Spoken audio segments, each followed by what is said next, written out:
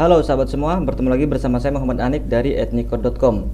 Di video kali ini saya ingin menambahkan satu video lagi ya. Jadi kemarin kita sudah berhasil melakukan setting dan melakukan konfigurasi website ke Google Search Console, Bing Webmaster Tool dan juga Google Analytics ya. Nah sahabat semua, sebelum kita mempublikasi sebuah artikel ataupun berita di dalam website yang kita sudah bangun ini, ada baiknya kalian harus mempersiapkan sesuatu ya, dan sesuatu ini menurut saya penting karena banyak orang yang melewatinya ya. Jadi ketika kalian belajar bareng saya di sini, ada baiknya kalian juga bisa mempersiapkan hal-hal yang dibutuhkan untuk mengelola ataupun memberikan dampak positif untuk website kita ke depannya, dan tentunya ini jangka panjang. Jadi teman-teman, ada beberapa hal yang harus kalian persiapkan sebelum kita mulai masuk ke publikasi berita. Apa saja poin-poinnya? Yuk kita simak di video ini. Jadi sebelum kita membuat sebuah berita atau mempublikasi sebuah berita, kita harus mempersiapkan beberapa hal dulu teman-teman. Kemarin ini situsnya kan masih kosong ya, masih belum ada konten berita. Nggak masalah, nanti kita akan praktek bagaimana cara mengisinya ya. Tapi di sini beberapa catatan ini kalian harus siapkan teman-teman. Nah, di sini saya sudah catat ya, kurang lebih ada sekitar 7 catatan atau 7 persiapan yang perlu kita lakukan atau kita pahami sebelum kita melakukan publikasi. Oke, yang pertama teman-teman, siapkan bahan beritanya terlebih dahulu ya. Jadi tentu saja ketika kalian pengen mempublikasi sebuah berita, kalian perlu yang namanya berita atau artikel ya. Nah, untuk berita ini kalian bisa kolaborasi atau bisa variasi teman-teman. Bisa artikel dan gambar ataupun artikel video, atau videonya aja ataupun gambar dan artikelnya saja itu bisa. Jadi ini tergantung dari konten berita kalian ya, kontennya itu apa. Nanti untuk beritanya bisa disiapkan terlebih dahulu karena kita nggak akan bisa mendapatkan konten di sini kalau kita tidak punya bahan beritanya teman-teman.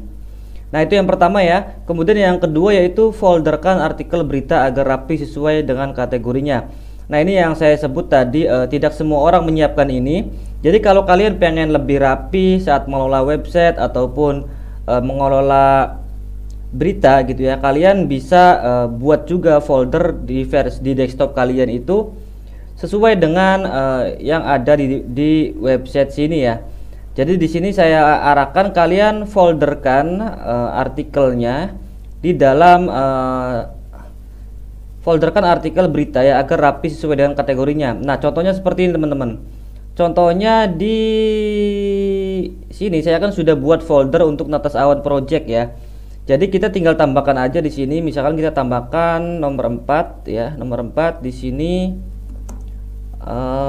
artikel blog ya, atau artikel aja kayak gini ya. Nah, kita buat folder artikel, kemudian di dalam artikel ini kita buat juga folder untuk masing-masing kategori ini nih. Nah, sebagai contoh di sini saya akan buat 3 kategori ya. Jadi nanti saya akan buat sejarah, tip and trick dan pendakian. Oke teman-teman, kita buat di sini ya. Untuk satu misalkan tadi apa? Sejarah. Kemudian folder kedua itu ada menu ini, menu tips dan trik. Kemudian menu yang ketiga saya akan buat yang tadi itu pendakian ya. Nah, kalian silakan buat seluruh menunya dan dibuat folder seperti ini. Jadi ini tuh ada foldernya masing-masing, indeks enggak, kalau indeks enggak ya. Kita dari sejarah, tip and trick, pendakian gunung, alat pendaki, kemudian Selfie Summit, basecamp gunung dan lain-lain ini dibuat folder masing-masing. Nah, tujuannya apa Mas? Jadi tujuannya nanti artikel atau berita yang berhubungan dengan kategori ini kita masukkan ke dalam folder tersebut.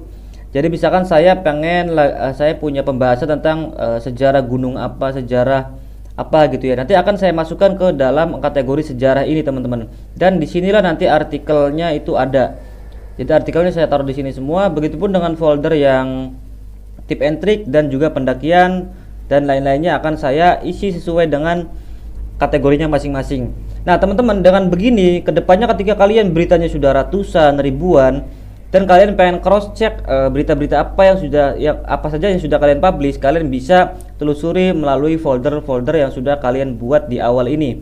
Jadi sangat membantu banget ketika kalian merekap atau membackup artikelnya di desktop kalian atau di komputer kalian ya. Kurang lebih caranya seperti itu teman-teman. Jadi silakan buat aja foldernya sesuai dengan kategori yang sudah kalian buat. Kemudian nanti beritanya itu diisi di dalam kategori tersebut ya. Nah, itu persiapan yang kedua teman-teman. Kemudian yang ketiga, siapkan 5 sampai 10 artikel untuk praktek bersama saya, atau di sini saya kasih catatan kontennya itu harus berkualitas ya. Jadi nanti kita akan praktek, karena kan kita akan praktek bagaimana cara mengisi konten atau berita di dalam website kita ini. Jadi kurang lebih saya sarankan kalian siapkan 5 sampai 10 artikel agar nanti ketika artikelnya sudah kita publish semua, websitenya itu benar-benar ada isinya gitu. Kita nanti websitenya itu sudah mirip dengan demonya ya, dan tidak polosan seperti ini. Jadi kalian siapkan untuk 5 sampai 10 berita. Nanti kalian cocokkan dengan kategori yang sudah kalian buat ya. Itu persiapan yang ketiga teman-teman. Dan pastikan kontennya ini berkualitas ya. Maksud dari konten berkualitas ini, kalau kalian fokus di berita, pastikan kalian beritanya itu terpercaya ya. Kemudian dari sumber yang benar-benar jelas. Misalkan kalian kontennya itu sharing atau edukasi, edukasinya juga yang berbobot gitu ya. Tujuannya apa? Tujuannya supaya audiens atau orang yang membaca itu merasa bahwa website ini emang sumber referensi yang bagus gitu ya, bukan hanya sekedar konten-konten yang copy paste dari website-website lain, kemudian artikelnya itu satu dengan yang lainnya itu mirip semua, sama semua. Itu bukan konten berkualitas teman-teman. Jadi pastikan kalian gunakan konten yang bagus agar apa? Agar nanti perkembangan jangka panjangnya itu lebih enak teman-teman ya. Jadi pastikan kontennya bagus. Kemudian yang keempat, poin yang keempat itu di sini ada kompres gambar agar tidak memberatkan loading dan kapasitas hosting. Nah, ini juga yang sering lupa ya. Jadi kebanyakan orang itu ngupload berita itu kan ada gambarnya ya. Saya akan contoh di sini blog Ethnicode ya. Nah, saya akan ambil contoh di sini blog ethnicode.com ini kan sudah ada kontennya teman-teman, dan ada gambar di dalamnya ya.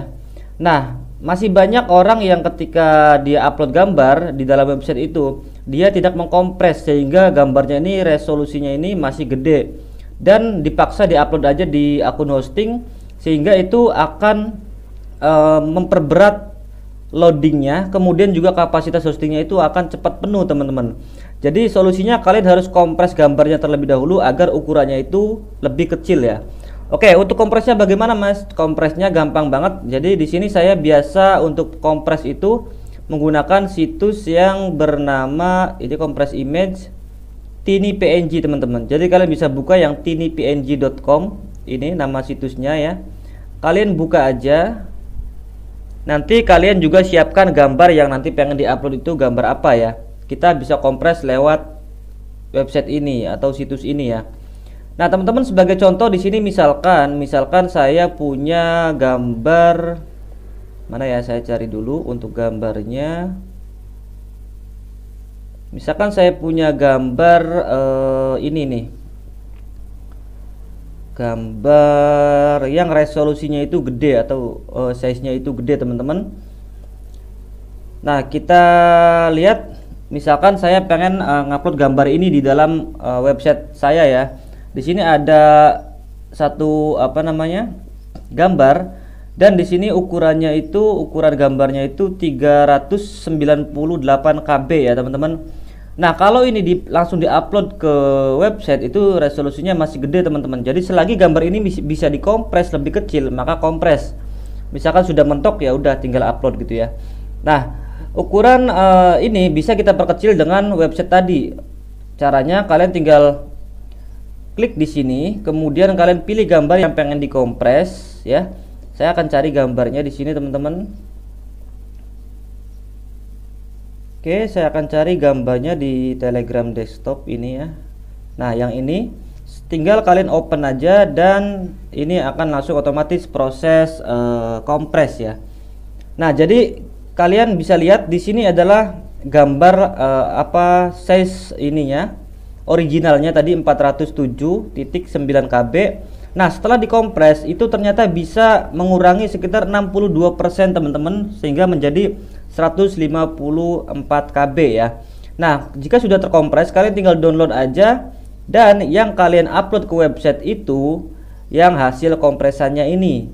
Jadi ini biarin disimpan aja yang originalnya, yang kita upload itu yang hasil kompresannya ini. Nah, tujuannya supaya apa? Tujuannya agar website kita itu tadi tidak loadingnya tidak lemot, dan juga untuk hostingnya itu bisa lebih irit ya, dengan gambar yang sudah terkompres menjadi lebih kecil. Nah, ini juga harus kalian perhatikan ya. Nanti kita kalian kompres semua dulu gambar-gambar yang sudah kalian siapkan agar ukurannya bisa lebih kecil ya. Nah, walaupun tadi gambarnya terkompres teman-teman, melalui situs ini itu gambarnya ini tidak pecah teman-teman. Jadi tetap bagus dan tetap jelas ya. Nah, seperti ini. Tetap jelas gambarnya, tidak pecah sama sekali ya, tapi size-nya bisa diperkecil. Oke, saya hapus lagi. Jadi caranya seperti itu. Kalian misalkan sudah siapkan beritanya 5-10 berita, dan masing-masing berita itu memiliki gambar, maka silakan kompres terlebih dahulu gambarnya sebelum diupload ke website, agar website kita tidak cepat habis hostingnya dan juga loadingnya bisa lebih ringan ya. Oke, itu kompres gambar. Kemudian kalian juga perlu mengetahui tentang pengetahuan dasar tentang plugin Yoast SEO. Ini plugin ini kemarin sudah saya jelaskan untuk kebutuhan SEO website ya. Nanti sambil sambil kita praktek membuat berita, saya akan jelaskan juga tentang plugin Yoast SEO ini ya. Kemudian yang keenam yaitu harus siap konsisten mempublikasi berita teman-teman. Jadi perlu kalian ketahui ya bahwa berkarir di bidang media online ataupun jurnalis, redaksi seperti website ini itu kalian butuh yang namanya konsisten memberikan atau mempublikasi sebuah berita atau artikel.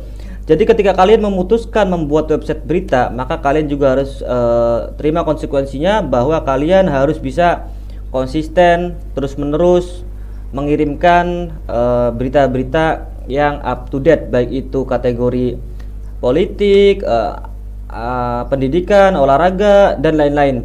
Intinya setiap hari kalian harus bisa konsisten mempublikasi berita ya. Nah, dengan begitu kita bisa masuk ke poin ketujuh teman-teman, yaitu kita bisa menentukan goalnya. Jadi goal kita membuat website berita itu pada umumnya itu yang pertama yaitu agar website kita itu bisa menghasilkan uang ya, atau pendapatan. Nah, untuk menghasilkan pendapatan dari website berita itu biasanya di sini saya catat 3 ya. Yang pertama itu dari Google AdSense, yaitu monetisasi Google AdSense ya. Kemudian kita juga bisa membuat jasa rilis berita ya, baik itu untuk perusahaan apa yang mau launching atau apa, itu bisa dibikin jasanya. Nanti kita bikin artikelnya, kemudian kita publish di media kita, mereka tinggal bayar berapa gitu ya, itu bisa. Kemudian bisa juga untuk promosi bisnis, misalkan kalian punya bisnis lain, kalian bisa juga untuk promosi di website berita ini dan lain-lain teman-teman.